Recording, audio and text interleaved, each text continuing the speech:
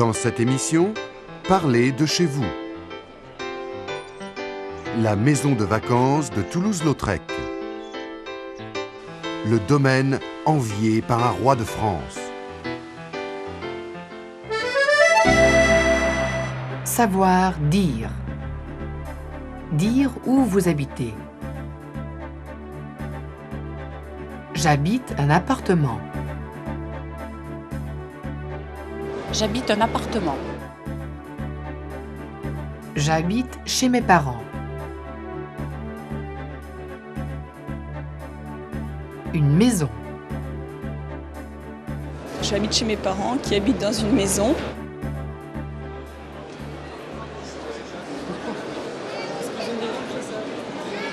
Vous habitez où? À Paris. Est-ce que vous avez une maison ou un appartement? Un appartement. Vous habitez où? En Bretagne. Vous avez une maison ou un appartement? Une maison. Est-ce que vous avez une maison ou un appartement? J'habite un appartement. J'habite chez mes parents qui habitent dans une maison. Vous avez une maison ou un appartement? Une maison depuis 4 ans, oui. Info. 53% des ménages français ont une maison individuelle. 60% des Français ont un jardin. Une maison de 5 pièces. Maison de 5 pièces. J'ai un grand jardin. Oui, j'ai un grand jardin. J'ai un tout petit balcon. Non, je n'ai pas de jardin, j'ai un tout petit balcon. Vous habitez dans une maison ou un appartement? Un appartement. Combien de pièces avez-vous? Deux pièces. Un séjour et une chambre. Est-ce que vous avez un jardin? Non. Un petit balcon. Est-ce que vous avez un jardin? Non, je n'ai pas de jardin, j'ai un tout petit balcon. Combien de pièces avez-vous? J'ai 2 pièces plus une cuisine. Combien de pièces avez-vous? Maison de 5 pièces. 4 chambres, j'ai 2 enfants. Est-ce que vous avez un jardin? Oui, j'ai un grand jardin qui fait 1500 mètres carrés en bordure de forêt. Est-ce que vous avez un jardin? Non. Dans un appartement, c'est difficile. Rencontre. Le domaine envié par un roi de France.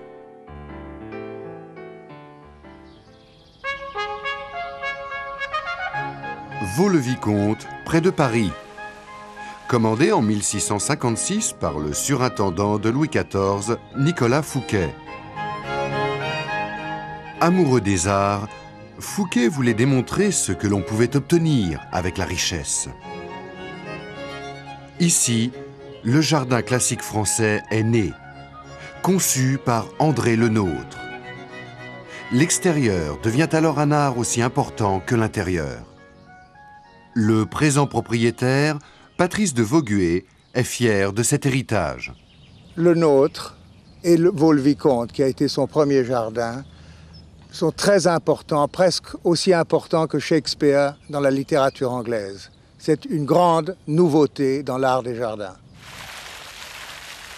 Jusqu'à cette époque-là, le milieu du XVIIe siècle, les jardins avaient encore un peu une tradition féodale. On mettait le jardin où on pouvait, à gauche, à droite de la maison. Et puis la Renaissance italienne a commencé à créer des jardins magnifiques dans des paysages un peu plus vallonnés qu'ils ne le sont ici en Île-de-France. Et c'est cette influence qui a vécu en France et qui ensuite a été transformée par le nôtre d'une manière radicale, par l'emploi de la perspective, l'inclusion du château, de la maison dans le plan du jardin et surtout l'emploi extraordinaire de l'eau dans la verdure.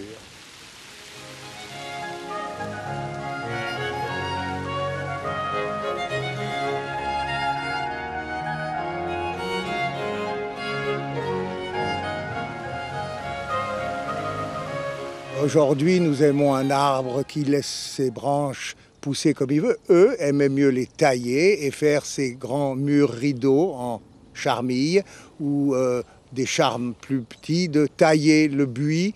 C'est une espèce de d'obligations que l'homme impose à la nature, tout en essayant de la faire chanter de la manière la plus belle. Par exemple, dans tous les jardins de le nôtre, la perspective s'ouvre sur l'infini.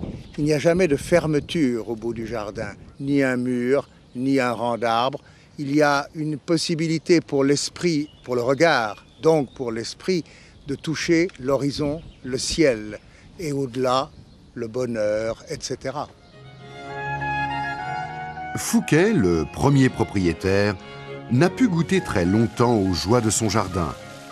Une telle ostentation a rendu Louis XIV fou de jalousie. Fouquet a été arrêté, sa propriété confisquée. Il a été condamné à vie, à la prison.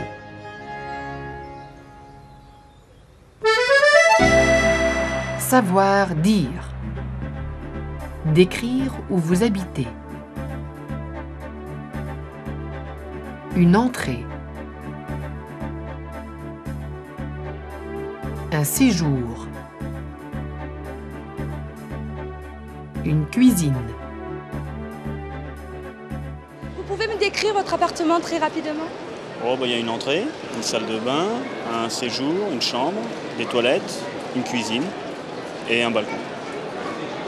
J'ai 3 pièces et une cuisine, 2 chambres et un salon. Entrée, cuisine, séjour, couloir, salle de bain, chambre. Au rez-de-chaussée. Un escalier. À l'étage. Au rez-de-chaussée, il y a une entrée, une cuisine, des toilettes et un grand séjour. Dans le séjour, monte un escalier à l'étage qui dessert 3 chambres, une salle de bain, une salle d'eau et une terrasse. Est-ce que vous pouvez me décrire votre maison? Oui, c'est une maison avec un étage, un garage en rez-de-chaussée, un salon, un coin repas, une cuisine, tout ça en rez-de-chaussée. Et au niveau de l'étage, les 4 chambres avec des salles de bain. Info. Le logement moyen français comprend 4 pièces, plus salle de bain. 3,2 millions de Français habitent dans un HLM. Savoir entendre. À vous de trouver la réponse. Combien de chambres y a-t-il dans cette maquette?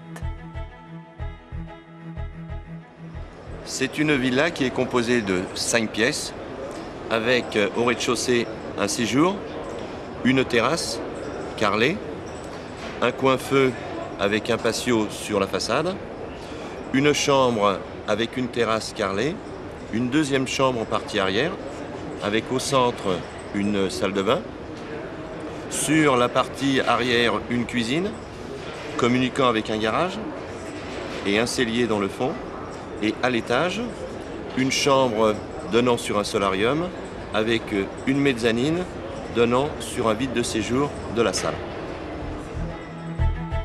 Compris. Il y a 3 chambres dans la maquette. Rencontre.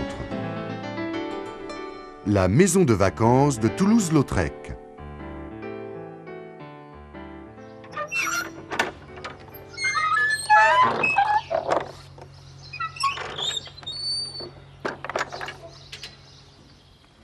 Le château du Bosc, près d'Albi, maison de vacances de Toulouse-Lautrec.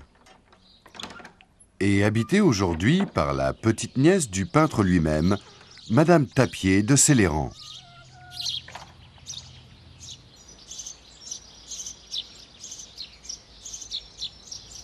Il est toujours revenu passer des vacances au bas, se replonger dans cette maison dont il avait été l'héritier. Donc c'est essentiellement un cadre familial. Et je dis toujours, Lautrec n'y a eu aucun des événements majeurs de son existence. Il n'y est pas né, il n'y est pas mort, il n'y a pas eu ces accidents qui ont tellement changé le cours de son existence, mais essentiellement les racines familiales. La maison est ouverte maintenant au public. Madame Tapier de Céléran, qui en est le guide, commence souvent sa visite par la chapelle. Ici même, il a fait le portrait de sa cousine et c'est très heureux puisque nous avons une photo qui nous montre cette scène, prise évidemment pendant des vacances d'été. Lautrec installé avec son chevalet, sa cousine que nous voyons de profil, son oncle penché par-dessus son épaule et son cousin, le docteur Gabriel, qui fait le pitre devant lui, peut-être pour le distraire de l'étude qu'il faisait de sa cousine.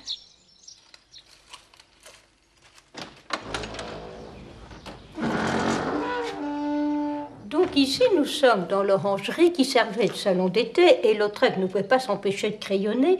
Aussi, il a utilisé les embrasures des porte-fenêtres pour représenter une scène de siècle très typique, le poète Verlaine, un de ses cousins que nous retrouvons d'ailleurs de l'autre côté, ainsi que des chevaux. Toujours le leitmotiv des dessins que Lautrec a tellement aimé dessiner, et ainsi que sa nourrice, la vieille Adeline, la petite souris. Alors donc ici, nous nous trouvons dans ce grand salon, cadre familial de Lautrec, où le soir, il retrouvait toute la famille, les chasseurs qui étaient bien contents de dessiner les principaux épisodes de leur chasse, et le petit Lautrec s'allongeait sur le tapis et imitait son père et ses oncles.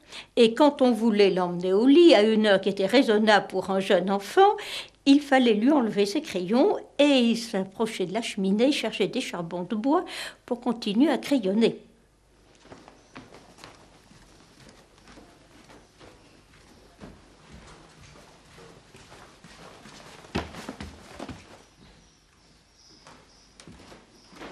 Donc ici, alors nous nous trouvons dans cette chambre occupée par Lautrec pendant ses séjours au bosque et qui évoque son enfance, des souvenirs comme le petit voilier qu'il a fabriqué, sculpté après son premier accident vers l'âge de 13 ans et demi, aidé par son oncle Charles. D'autres souvenirs, le Guignol, mon grand-père nous racontait que quand il donnait la comédie avec ses marionnettes, non seulement il savait les actionner, mais il créait les histoires qui étaient très au-dessus de l'intelligence d'enfants de cet âge-là. Et c'était beaucoup plus les adultes qui venaient rire et applaudir aux histoires qu'il imaginait. Spectacle, humour ont été essentiels pour Lautrec. Deux traits de sa personnalité encore présents au bosque. Il donne l'impression d'être encore vivant parce que du fait que la maison est ouverte aux visites, qu'on parle beaucoup de lui, et c'est justement le fait de s'être transmis de génération en génération ces souvenirs qu'il reste présent dans la mémoire de la famille et on peut dire aussi du public.